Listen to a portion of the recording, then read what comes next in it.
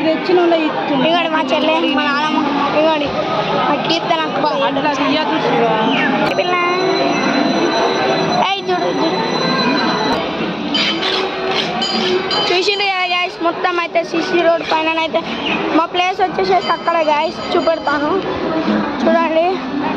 అక్కడ కుక్కున కాడ అక్కడ సైడ్ గాయస్ మా ప్లేస్ వచ్చేసి అయితే వంట చేసేటప్పుడు కూడా మీకు అయితే చూపెడతాను గాయస్. Let's go guys.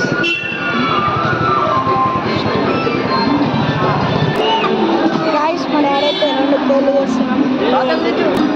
మా తాత కూడా వచ్చింది.